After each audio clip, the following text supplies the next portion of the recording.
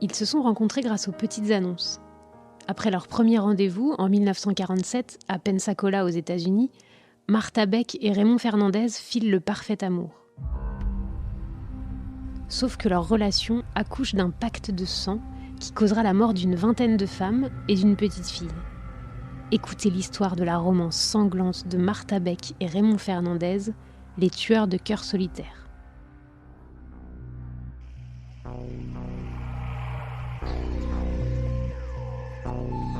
Ça m'intéresse Histoire vous embarque dans la psyché détraquée des pires femmes criminelles de l'histoire.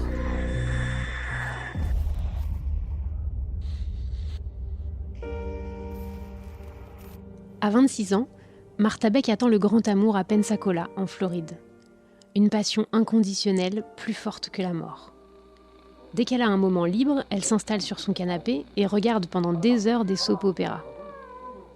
Dès que sa gamine de 2 ans ou son bébé de 1 an se mettent à pleurer, elle monte le son. Leur seule présence lui rappelle qu'on ne l'apprécie pas à sa juste valeur. Les gosses sont nés de 2 pères différents.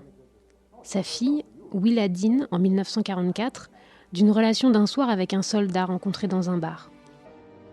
En apprenant qu'elle était enceinte, il a tenté de se suicider en se jetant d'un pont, préférant la perspective de mourir à celle de vivre avec elle.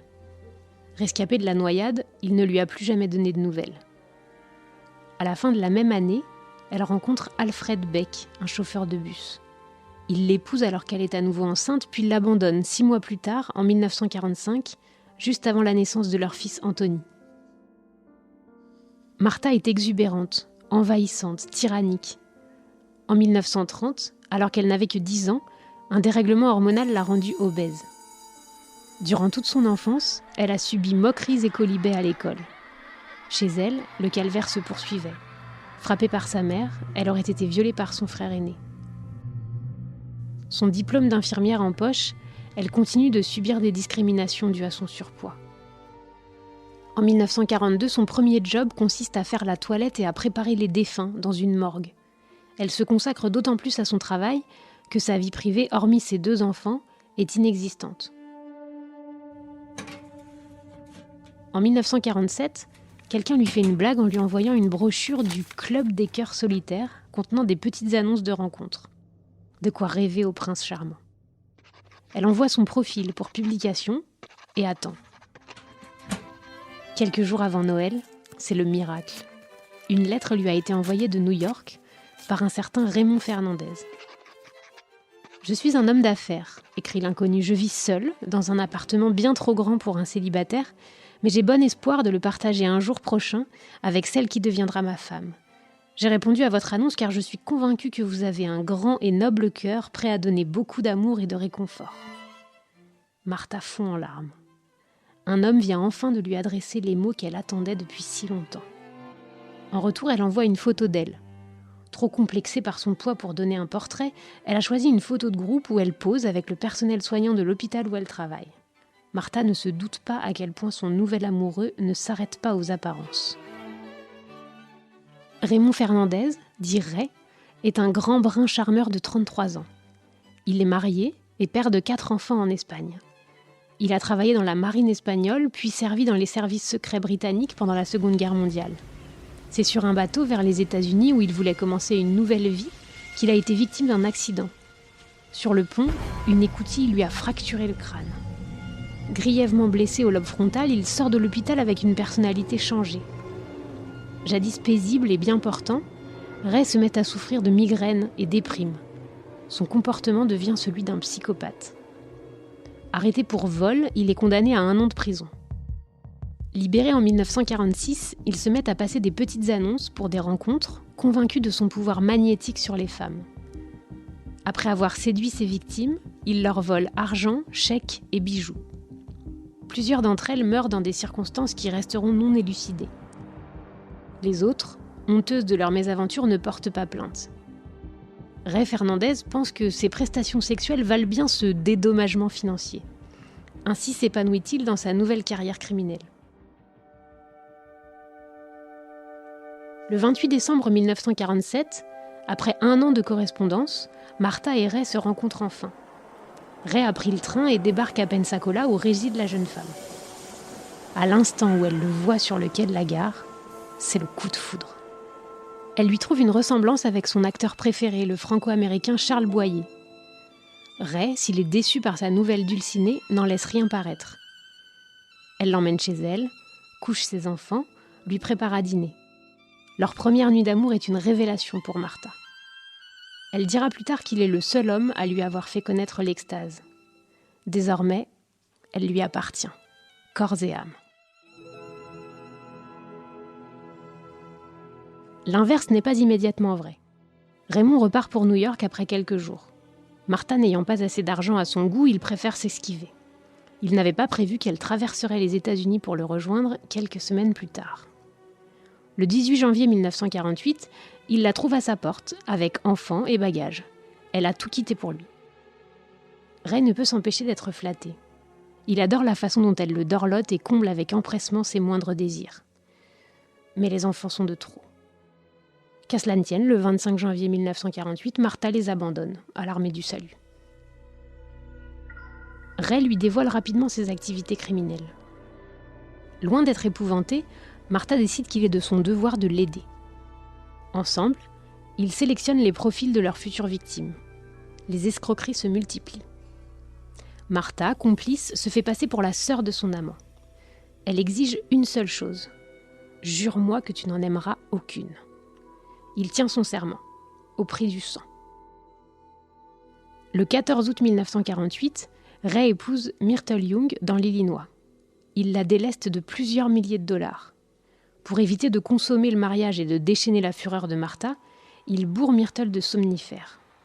Le couple diabolique dépose discrètement la victime dans un bus à destination de l'Arkansas. Peu après son arrivée, elle y meurt d'une overdose. Le road trip meurtrier de Martha et Ray commence. Le 30 décembre 1948, ils jettent leur dévolu sur Janet Fay, une veuve de 66 ans résidant à Albany dans l'État de New York. Ray lui promet le mariage et vide ses comptes en banque. Le 2 janvier 1949, Martha pique une crise de jalousie et lui ouvre le crâne à coups de marteau. Ray l'achève en l'étranglant. Fin janvier 1949, ils partent dans le Michigan et y rencontrent leur victime suivante. Elle s'appelle Delphine Downing. Âgée de 41 ans, elle est veuve et vit avec sa fillette de 2 ans, prénommée Raynell. Ray la séduit. Martha lui fait avaler des somnifères pour qu'ils ne couchent pas ensemble. Pendant que sa mère dort, la petite Raynell se met à pleurer. Martha commence à l'étrangler. Ray l'arrête et lui montre les bleus sur le cou de l'enfant. Si Delphine voit ça, elle ira nous dénoncer à la police. Alors fais donc quelque chose, rétorque Martha. Munie d'un revolver, Ray tire une balle dans la tête de la mère inconsciente. Les 2 jours suivants, le duo infernal vide ses comptes. Raynell, qui a assisté à l'horreur, pleure et refuse de manger. Martha la noie dans la baignoire. Le couple sort ensuite se distraire et manger du pop-corn au cinéma. Lorsqu'ils rentrent faire leur bagage quelques heures plus tard, la police les attend. Les enquêteurs ont été alertés par des voisins suspicieux. Martha et Ray passent aux aveux, le 28 février 1949, sachant que la peine de mort n'existe pas dans le Michigan. Ils tablent sur quelques années de prison assorties d'une libération conditionnelle. Mais ils sont extradés à New York pour le crime de Janet Fay et condamnés à la chaise électrique le 18 août 1949. Ceux que la presse a surnommés les tueurs de la lune de miel sont exécutés à la prison de Sing Sing le 8 mars 1951, à quelques minutes d'intervalle. « Je veux le crier, j'aime Martha !» hurle en premier Ray, avant de griller. Ultime déclaration de Martha. « Mon histoire est une histoire d'amour, mais seuls ceux qui sont tourmentés par l'amour peuvent me comprendre. Je ne suis ni insensible, ni stupide. Dans l'histoire du monde, combien de crimes ont été commis par amour ?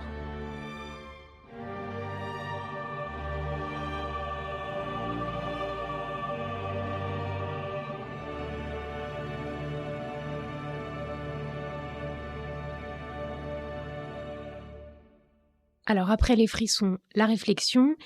Véronique Chalmet, bonjour. Bonjour Afsané. Vous êtes romancière, journaliste pour Ça m'intéresse Histoire et experte des tueurs en série. Vous avez écrit Dans la tête des tueurs, Avec vous, on va décrypter le profil de Martha Beck. Dans quelle catégorie de tueurs vous la classeriez ? Alors, elle appartient au duo criminel et plus encore au couple, parce qu'elle a commencé à tuer lorsqu'elle a rencontré son âme sœur, entre guillemets, c'est-à-dire Raymond Fernandez. Alors, est-ce qu'il y a beaucoup de criminels qui agissent en couple ? Alors, en couple, oui. Les tandems, en réalité, n'existent pas. C'est toujours un couple. On peut par exemple citer Bonnie and Clyde, Ian Brody et Myra Hindley pour la Grande-Bretagne, Paul Bernardo et Karla Homolka pour les USA, et puis peut-être aussi, plus près de chez nous, Michel Fourniret et Monique Olivier. Donc ça veut dire qu'il faut un lien amoureux entre les deux membres du tandem. Donc ça veut dire qu'on peut se poser la question, est-ce que Martha aurait basculé dans le crime si elle n'avait pas rencontré Raymond Fernandez ?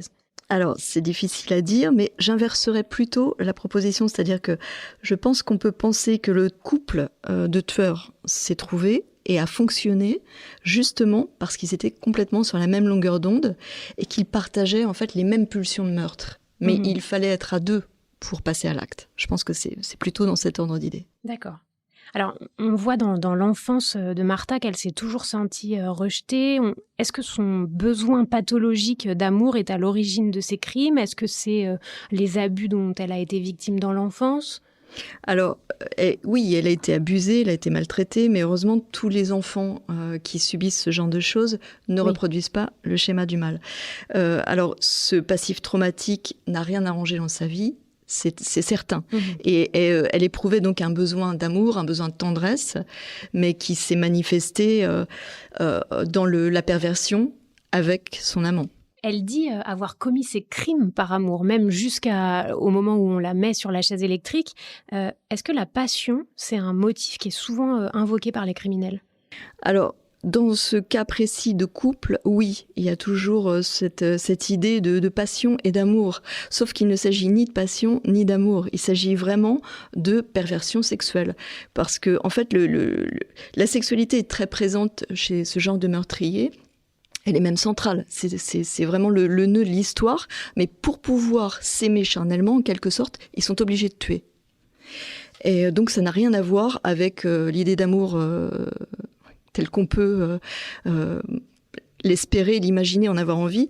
C'est pas du tout quelque chose qui a un rapport avec le don de soi, avec l'empathie ou avec le partage. Donc il faut en finir avec l'expression crime passionnel. En tout cas, pour ce genre de duo criminel, oui. Merci beaucoup Véronique. Cet épisode a été écrit et scénarisé par Véronique Chalmet et Gaëlle Renouvelle, raconté par Afsané Saboui et réalisé par Lucas Vibo. Si ce podcast vous a plu, parlez-en autour de vous et mettez-nous plein d'étoiles sur les plateformes. Retrouvez aussi les 2 premières saisons de Scènes de crime sur vos plateformes habituelles. À bientôt.